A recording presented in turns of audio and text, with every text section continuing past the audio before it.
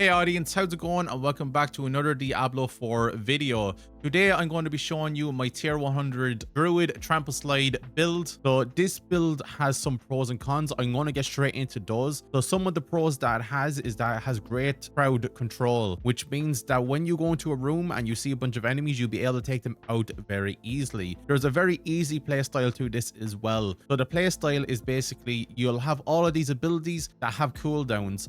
All you have to do is when abilities are on cooldown is just go over to an enemy and basic attack it until your cooldowns are off. Then you'll be able to use them abilities again and it's just rinse and repeat. This build also has a very good survivability in the way that you're going to have high armor, high health, you're going to have very decent damage. But not only that, you will also have lifesteal on some of your equipment. And the best thing about this build is that there is no uniques required, which basically means that you can get this going as soon as you have the aspects that you need. So with all of those pros, there is a few cons to this build. So a few of the cons is that the build is very bad against bosses. The damage is very good for packs of enemies, but when it comes to bosses, the damage is just not there. Now, you will be able to kill Varshan, Doriel, all of those bosses, but when it comes to the nightmare dungeons, it does get quite difficult. Now, another con is that the build relies on cooldowns. So if you can't get your abilities off the cooldowns, you will struggle quite a bit. Another con on this list is the damage can be very inconsistent, especially when you're coming up against flying enemies. I don't know if it's a bug or if it's intentional, but when you're fighting flying enemies and you're using the Landslide, so if you're using Poison Creeper or Trample, your Landslide just misses the flying enemies. It doesn't happen all the time, but I did notice it a few times. And when I did notice it, I just moved on to the next enemy because I just was not bothered fighting that flying enemy. And the last con on this list is that there is no range to this build. When you're fighting enemies, you need to be on top of them to activate your landslides. Now, when you activate those landslides, you can leave and the damage is going to continue to happen on those enemies. But you do need to be on top of these enemies to spawn in those landslides. So there's several different ways of playing this build, but I'm going to show you my exact build and basically what uniques you can use. You don't need uniques for this build, but I can tell you what uniques will make it a little more easy for you, but also other gear to put into other slots just to make it a tiny bit easier if you're looking for more damage or more survivability. So for our first aspect, you're looking at the symbiotic aspect, which is when the Nature's Fury key passive triggers a free skill, your non-ultimate cooldowns of the opposite type are reduced by 5 seconds. Now, this aspect is a must-have for this build because you do rely on the Nature's Fury key passive to get your cooldowns off their cooldown, which all abilities are cooldown abilities, so you will need this aspect. Now, the second aspect that you will be needing for this build is the aspect of the Trampled Earth. Trample now summons 6 landslide pillars of Earth during its duration that deal a certain amount of damage. Trample is now also a nature, magic, and earth skill. Now, the reason you need this is because we are going for a Trampleslide build, which means that we want landslides appearing all over our screen. This is just going to help because when we use Trample, which is going to be one of our werebear abilities, it's going to form these pillars. So the next aspect that we're going to be looking at is the subterranean aspect. Poison Creepers active also cast a landslide in a circle around you. Earth skills deal 20% more damage to poisoned enemies. This is just a very good, but it's also going to be your main damage dealer. So your Poison Creepers now form the landslides in a circle, but it also does more damage to poison enemies. Poison Creeper will poison those enemies, and then your landslides will form around it. It is your main damage dealer, and it's a very good aspect to have on this build. And the last aspect that you will need for this build is the aspect of the Aftershock. Landslide's earth pillars each strike a second time and deal an additional amount of damage per hit. This is just going to be very beneficial because instead of your landslides just hitting once, they're going to be hitting twice and do more damage. Very good to have, and this one really does complete the build. So the rest of the aspects that we're going to be looking at is the aspect of quicksand. Damage from earth skills slow enemies hit by 50% for 5 seconds. This is just very good to get crowd control on these enemies. If you slow an enemy, they're going to be crowd controlled and you're going to be doing more damage because our whole Paragon board is going to be around the crowd control damage. So the next aspect that we have is the Juggernaut's aspect. You gain a certain amount of armor, but your evade has 100% increased cooldown. Now, the reason I have this on our build is just because if you have the boots where your attacks reduces the evade's cooldown, this works very well with each other, where it basically cancels out that whole 100% increased cooldown. So the next aspect that we have is the aspect of natural balance. Casting a storm skill grants your earth skills 45% critical strike damage for 4 seconds. Casting an earth skill increases the critical strike chance of your storm skills by a certain amount for 4 seconds. This is very useful because you're not only using earth skills on this class, you're also going to be using storm skills. So on our pants, we're using the aspect of disobedience. You gain a certain amount of increased armor for 4 seconds when you deal any form of damage. This build is going to be attacking a lot of enemies at once, which means that you will always have this aspect of disobedience up 100% of the time. So this is why it's very good to have it. But not only that, you will also be using this with the Juggernaut's aspect, which means that you will be a pure tank with all of this armor. Now on our weapon, we're using the Edge Master's aspect. Skills deal up to a 20% increased damage based on your available primary resource when cast, receiving the maximum benefit while you have full primary resource. The reason you're going to want this is just because you never use your spares. You're never going to be using your resource whatsoever, so you're always going to have the maximum damage from this aspect. And the last aspect that we use on this build is the Crash Stone aspect. Our skills deal 60% more critical strike damage to crowd control enemies. As I said, we're using crowd control a lot on this build, and this is going to be where a lot of our damage comes from, so I would recommend it. And the reason I have it on our amulet is just because you wanted that increased 20% on top. So you would just get this as 40% if you had it on anything else. We want that extra 20%, so that's why I have it on your amulet. Now, there's a few things you can do to make this build a little better or more easier for you. You can definitely put the symbiotic aspect on your amulet, and you will get that to 7.5 seconds reduced cooldown. Just helps out a lot if you are struggling. But if you're using my exact setup right here, where you're using a one-handed weapon and you're also using the totem, you will be getting your cooldowns very fast. But that is just one thing that you can switch around just to make it a little easier. Now, if you're looking to do more damage, you can definitely put on a staff. A lot of the staffs in this game will come with damage to crowd control. As I said, you will be doing a lot of crowd control with this build, so you will be doing more damage if you put a staff on. Not only that, if you do end up using a staff, I would recommend putting the Crash Stone aspect on it, because then instead of getting 60% earth skill damage, you'll be doing 80%, which is a massive increase. So if you just want more damage, throw on a staff. It does help out a ton. So if you're looking for something to help you out with your cooldowns, I would recommend a unique staff called the Grey Staff of the Crone. So basically what this staff does is that it turns your claw ability into a storm skill.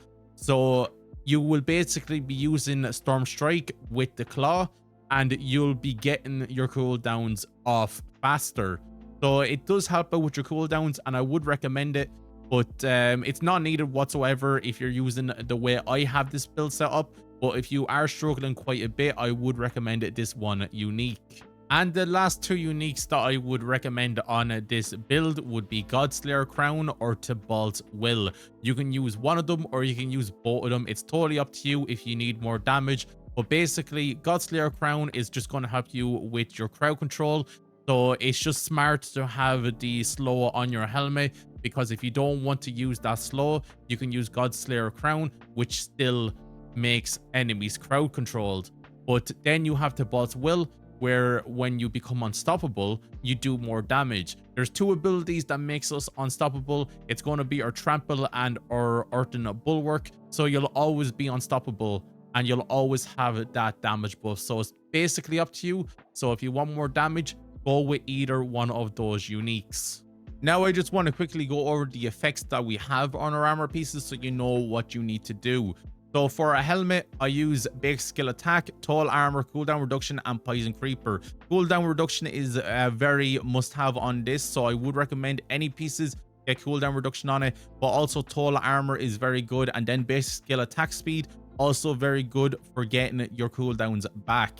Damage reduction always good, but also a little bit of damage never hurts if you need to just do more damage. Then we have attack speed. Attack speed is always good to have. But then I have lucky hit chance just to help out with certain stuff. Landslides just to do more damage, and then critical strike on our earth skills because our landslides will be earth skills. Damage reduction, once again, very needed on this build, but also getting tall armor just to help out our armor. Then on our boots, I have damage reduction while injured. Would highly recommend damage reduction while injured, just in case your health does go down a lot, and when it's in the injured stage, you will survive a lot of attacks. So I would recommend the damage reduction while injured. On our weapon, I have, like, you know, a lot of the critical strike damage to crowd control, just stuff like that will help out the build better. On our totem, cooldown reduction, always good to have. Life on kill is like, it's god tier when it comes to this build. You will be killing a lot of stuff on your screen, but also being able to heal for the ones that you kill is very good. But also you have basic skill attack speed, very nice to have. Now when it comes to our jewelry pieces, I would recommend anything got to do with damage, but also if you can get anything that has like lucky hit chance or critical strike chance, I would take that either. But when you come to the amulet, I would recommend anything that has to do with damage, total armor, or even damage reduction. Now the last thing that you want, but is the most important part of the amulet, is that you want Venom. Venom is a massive damage increase, and you will want it. If you can get +3 on it, I would highly recommend it. It's going to be huge for the end game. So the next thing that we're going to be talking about is our spirit boons. So the first spirit boon that we take is Worriness. You take 10% reduced damage from elites. Now you do need to bond yourself with the eagle, where you'll be able to take 2 boons from this one category. But for our second boon, I do take Avian Rat, where I do more critical strike damage, and then I take Swooping Attacks, where I do more attack speed. Now if you do not want to take Swooping Attacks, you can always take the one where you get more life, or take the one where you do more critical strike chance. So the next boon that we will be taking is Pack Leader. Critical strikes have up to a 20% chance to reset the cooldowns of your companion skills. Our companion skill is Poison Creeper. It is our main damage dealer, so having a Pack Leader is very beneficial for this build. And our last boon that we'll be taking is Calm Before the Storm.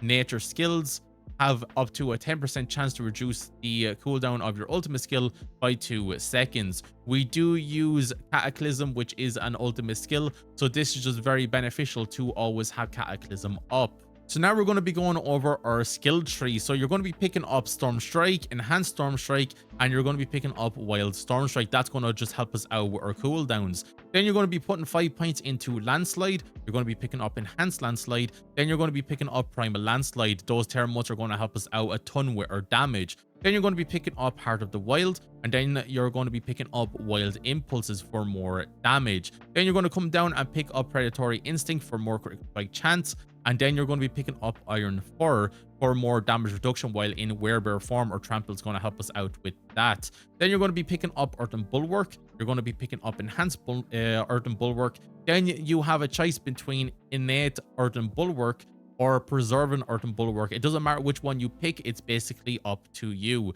Then you're going to come down for Ancestral Fortitude, where it increases your non-physical resistance. And then you're going to be picking up Vigilance, where you gain 15% damage reduction for using a defensive skill, which is our Bulwark. Then you're going to be coming down, picking up Poison Creeper. You're going to be picking up Enhanced Poison Creeper, and then Brutal Poison Creeper for more critical strike chance against people affected by Poison Creeper. Then I have Nature's Reach, where I deal more damage to distant enemies. Once you have that, you're going to come down to Hurricane. You're going to be picking up Enhanced Hurricane. Then you're going to be picking up Savage Hurricane for less damage from enemies affected by a hurricane. Then you're going to be picking up Crushing Earth for more damage against slowed, stunned, immobilized, and knocked back enemies. You're going to be picking up Safeguard for more fortify, and then you're going to be picking up stone guard, which is going to give you more damage for the more fortify that you have. Then you're going to be picking up neurotoxin, where your poison slows down enemies, but then you're going to be picking up Venom. This is a massive increase, and this is what you wanted on your amulet. You and your companions gain 50% bonus critical strike damage against poison enemies. If I had the +3 on my amulet, that would be 60%. So good to have, and I would highly recommend it. But then you're going to go up to your trample, and then you're going to be picking up enhanced trample. I wouldn't bother going for the other bits of the trample because it's just not worth it. You'll have enough from the enhanced trample. But once you have that, you're going to be coming down. You're going to be picking up Cataclysm. You're going to be picking up Prime Cataclysm. This is just very good because it has a high lucky hit chance, which is going to help out with our cooldowns. Then you're going to be picking up Defiance, where it gives you more damage. You're going to be picking up Natural Disaster, which is going to give us more damage against vulnerable enemies. And then you're going to be picking up Resonance, which is going to help our damage with our nature skills. Very nice to have, would recommend it. And then for our key passive, you're going to be picking up Nature's Fury. Casting an Earth skill has a 30% chance to trigger a free Storm skill of the same category, and vice versa. In addition, these free skills count as both Earth and Storm skills. This is the perk that basically puts this whole build together, so you will need this. I would highly recommend it, and it is a must-have. So now we're going to be talking about our Paragon board. So the glyphs that I use on this Paragon board is Exploit, Spirit, Tectonic, Territorial, and Tracker. So what you're going to do is from the start node, you're going to go up to the right. You're going to be getting all these nodes here. And then our first glyph is going to be Exploit. You do more vulnerable damage. So you're just going to get all the dexterity around here. You're going to get the resistance, and then you're going to come up to the damage and go through it to our next board. So our next board is Heightened Malice. You're going to be putting that to the right here, and basically you're just going to be coming straight up, getting the nodes to our left, and then you're going to come back down and around to the legendary node. You're going to be picking up. Then you're going to be coming back to the middle. You're going to be picking up all of these dexterity nodes all the way over to our glyph. And the glyph you're going to put here is Spirit. Now, the reason I have Spirit here is that it's a massive increase to our critical strike damage, and I would highly recommend putting the Spirit glyph right here. But once you have that, you're going to be picking up all of the nodes around it as well, and you're going to come straight up to the next board. So the next board is going to be the Ancestral Guidance board. You're going to want the glyph over to your right, but you're basically going to come in and get all of these nodes right here, and then you're going to put the glyph Tectonic down here. Critical strike damage with Earth skills is increased, and you also get lucky hit chance. Once you have that, you're going to be picking up the resistant nodes, and then you're going to be picking up the nodes around here. Once you have all of these nodes, you're basically going to come down to the board that we were just at, and then you're going to be coming in through the left side. So the next board that we're going to be picking is the Inner Beast board. You're basically going to have that right in front of the board's entrance, and you're just going to come down and pick up the nodes here. Then you're going to come and pick the nodes here, go up towards the glyph, and then you're going to put the glyph Tracker right here. Damage to poison enemies is increased, and poison and damage effects is longer. Once you have that, you're just going to basically come up, get the nodes here, and work your way back down to the next board. And the last board is going to be Earth and Devastation. You're going to have the node basically right there, and once you come into the board, you're going to be coming down to the left, getting all of these nodes, and then down to the glyph. The glyph that you're going to be putting here is Territorial, where you do more damage to close enemies, but you also have damage reduction against close enemies. Once you have that, you're going to come over to the right, get these nodes here, then go back to the glyph and go down to the nodes here, and then you're going to go off to the legendary node. Once you have the legendary node, you're going to be then finish the board by coming down to the crowd control area, and that is our board completed. So guys, if you found this video helpful and you want to help support the channel, don't forget to like, comment, and subscribe, and I'll see you for the next one.